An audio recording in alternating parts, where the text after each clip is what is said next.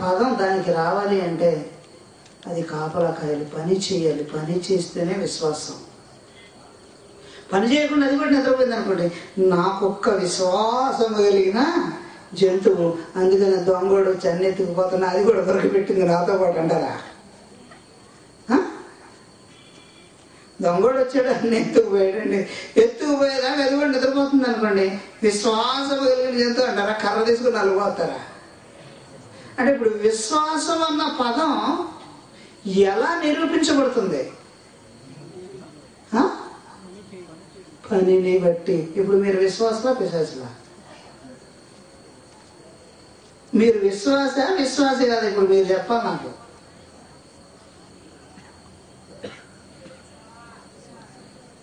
ఎన్నేళ్ళైందండి బాప్తిసం తీసుకుని? 10 ఏళ్ల సీనియారిటీ ఉన్నాడు ఒకసారి చేతులెత్తండి.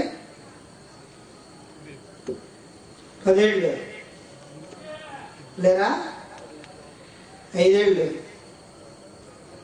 లేరా? 5 ఏళ్ళు. 5 ఏళ్లలో ఎన్ని గంటలు పనిచేశారు? 5 ఏళ్లలో ఎన్ని గంటలు పని చేశారు దేవుని కోసం?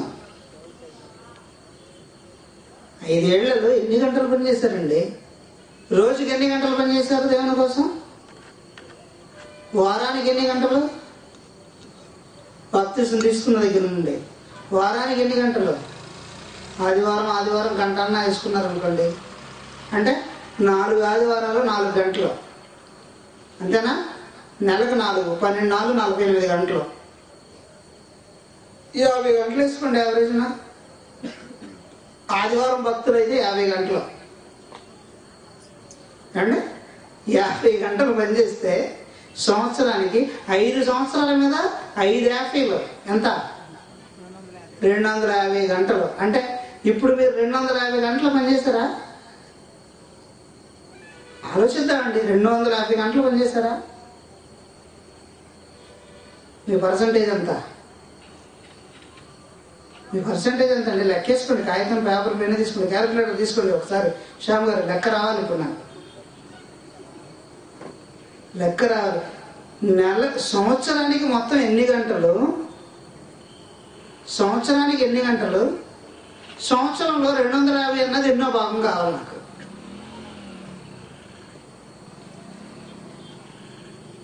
సంవత్సరంలో 250 అన్నది ఎన్ని గంటలు? ఎంత భాగం పనిచేస్తుంది? అంటే 1%, 2%?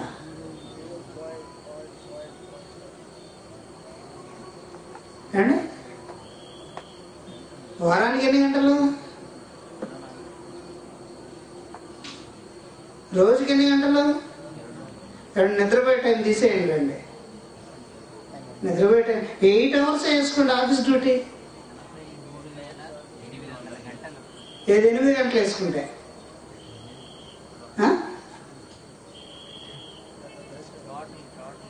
8 గంటల కాడికి వేయండి సార్. రోజుకి 8 గంటలు అంటే 56 గంటలు అండి వారానికి.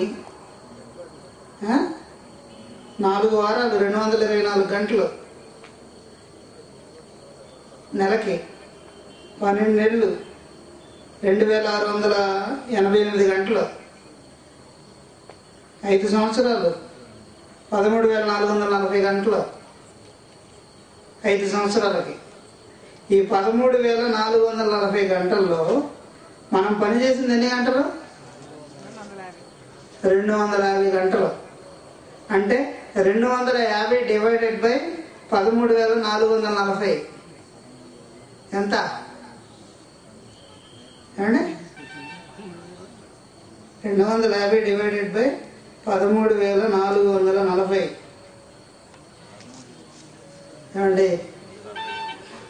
0.018%.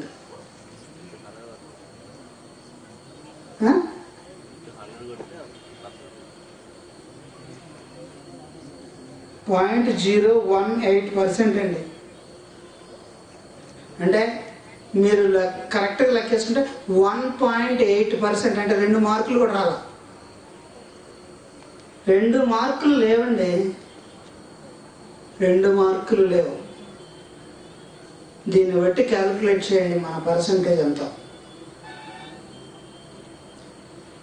మన పర్సంటేజ్ ఎంతో, మనం ఎంత సమయాన్ని దేవునికి ఇస్తున్నామో ఇప్పుడు అర్థమైపోయింది. అంటే ప్రజెంట్ క్యాలిక్యులేషన్లో మనకి ఇలా ఉంటానండి.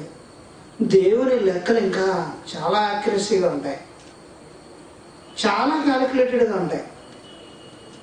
అందుకనే నువ్వు కూర్చుండుట ఏమన్నాడు, నీవు లేచుట నీ తలంపులలో ఒక్కటైనా పుట్టక మునిపే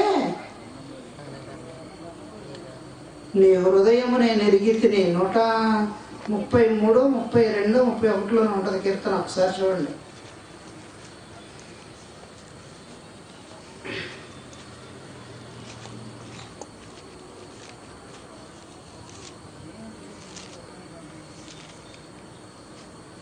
నూట 39 రెండవ వచనం. యెహోవా, నీవు నన్ను పరిశోధించి తెలుసుకుని ఉన్నావు. నేను కూర్చుండుట నేను లేచుట నీకు తెలియను.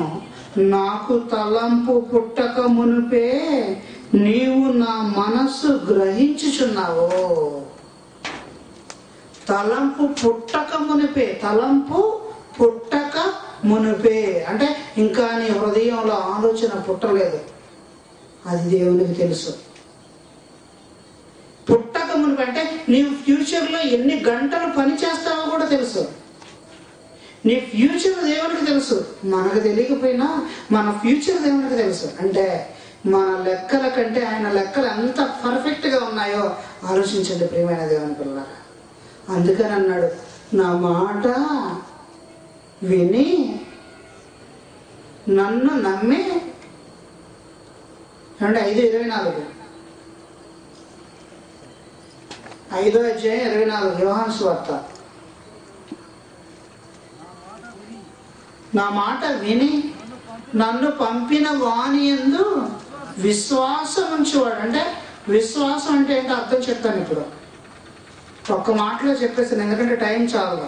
ఇప్పటికే 10 అయిపోయింది, టైం 1 అవర్. నా మాట విని నన్ను పంపిన వాని యందు విశ్వాసం ఉంచువాడు నిత్య జీవము కలవాడు. అంటే మాట విశ్వాసం అన్న దగ్గర ఏమర్థమైంది? విశ్వాసం అంటే అర్థం ఏంటి? పని. ఇప్పుడు అక్కడ పని అని పెట్టి చదవండి. నా మాట విని నన్ను పంపిన వాని యందు, నన్ను పంపిన వాని పని చేసినవాడు. నన్ను పంపిన వాని పని, నన్ను పంపిన వాని యందు విశ్వాసం ఉంచి. అంటే విశ్వాసం ఉంచడం అంటే పని చేయటమే. పని చేసిన వాడు పరిస్థితి ఏమవుతుంది అన్నాడు? నిత్య జీవము గలవాడు. వాడు తీర్పులోనికి రాక మరణములో నుండి జీవములోనికి దాటి ఉన్నాడు. అక్కడేమో 48లో ఏమన్నాడు? 12:48లో నన్ను నిరాకరించి నా మాటను అంగీకరింపని వానికి తీర్పు తీర్చువాడు అక్కడ కలడు. నేను చెప్పిన మాటయే అంచెదినమందు వానికి తీర్పు తీర్చును అన్నాడు.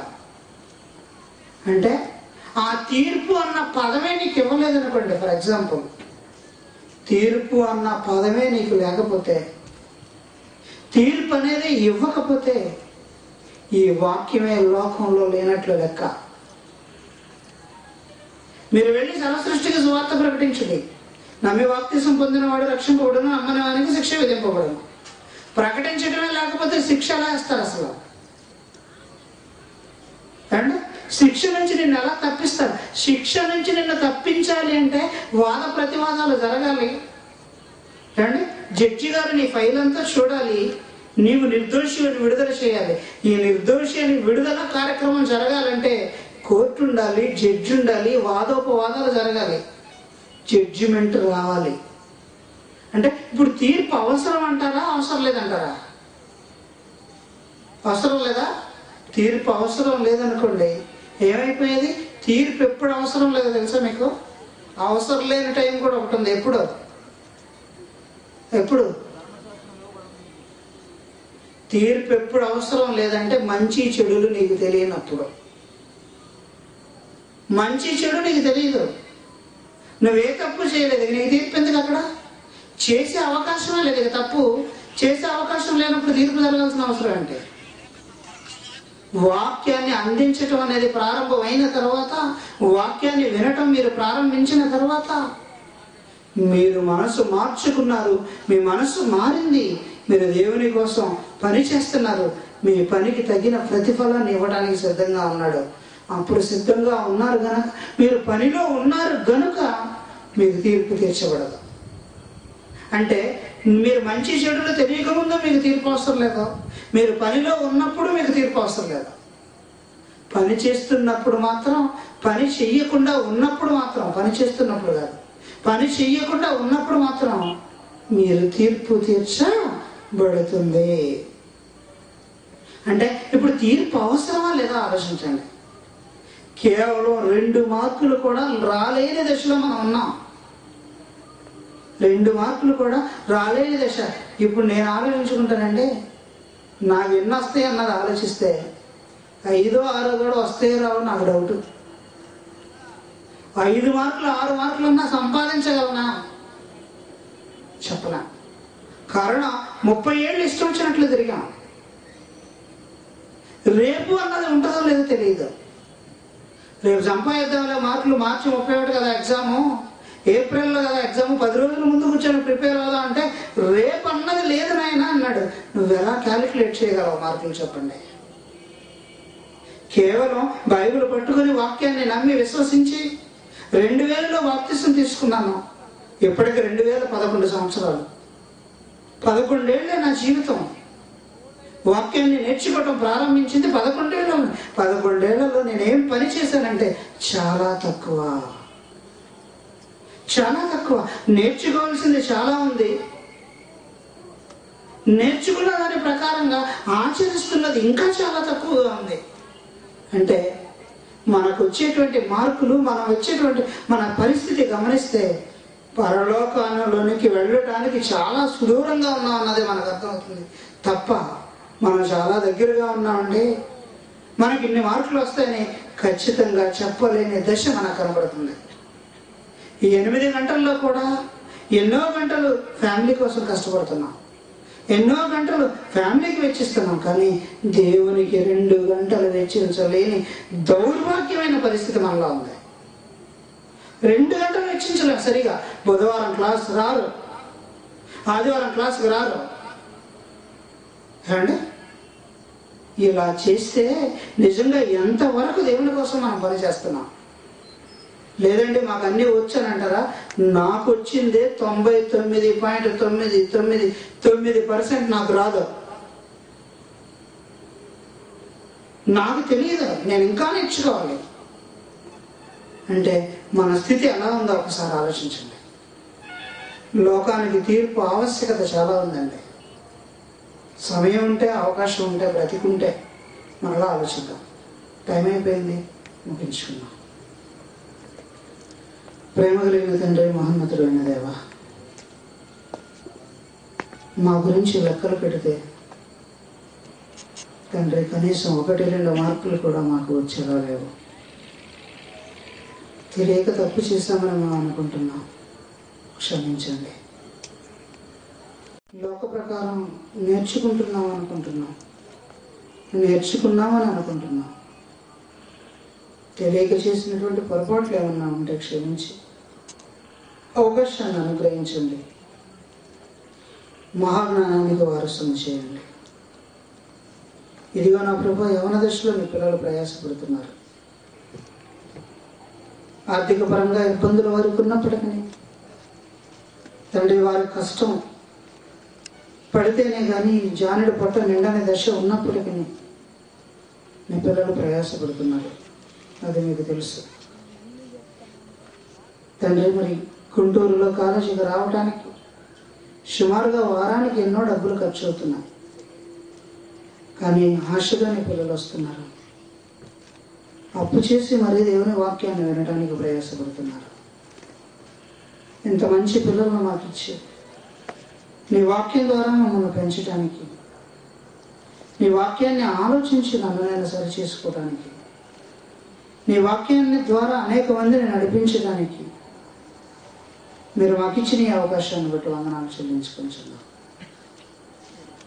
మమ్మల్ని తండ్రి నిత్య రాజ్యానికి తీసుకువెళ్ళాలని ఎన్నో మార్పులు చేర్పులు చేశారు. పండు తింటే తిన్నావు, నాకు సంబంధం ఏమి లేదు, నీ ఇష్టం, ఓకే తిన్నావు కనుక నీవు నా దగ్గరికి రావు అని కనుక ఒక మాట అన్నట్లయితే నా ప్రభువా, మరణం ఉండేది కాదు. మరణం లేకపోతే మేము మీ దగ్గరికి వచ్చేవాళ్ళము కాదు. పండు తిని దినమున నిశ్చయముగా చచ్చదు అని ఒక పదాన్ని వ్రాయించి మాకు మీరు చేసిన మేలు ఎంత గొప్పదో ఆ పదాన్ని ఆలోచించినప్పుడు మాకు అర్థమవుతుంది.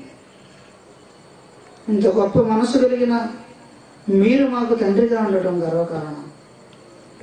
మిమ్మల్ని బాధ పెట్టే మాట కానీ, మిమ్మల్ని తల దించుకునే ప్రవర్తన కానీ మేము చేయకుండా మీకోసం భూమి మీద బ్రతికే భాగ్యాన్ని అనుగ్రహించండి.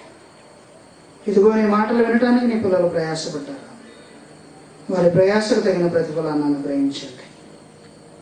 తెలివి చేసిన పొరపాట్లను క్షమించండి తండ్రి. మరి ముందున్న జీవితకాలంలో మంచి మనసును బిడ్డలకు అనుగ్రహించి మీ వాక్యానికి దగ్గరగా, నీ ఆలోచనకు దగ్గరగా మీకోసం బ్రతికే భాగ్యాన్ని అనుగ్రహించమని, స్థానిక సంఘాలను, సంఘ కాపురులను, సంఘ పెద్దలను, నీ బిడ్డలందరినీ మీ కృపలో బలపరిచి స్థిరపరచమని, ఇదిగో ఈ కార్యక్రమానికి ప్రయాసపడుతున్న కుటుంబాలు రామయ్య, అలాగే రామకృష్ణ, సాంబశివ, హృదయరాజ్ తండ్రి, మరి కుటుంబాలు ప్రయాసపడుతున్నారు. వీరికి సహకరిస్తున్న పిల్లలు ఉన్నారు.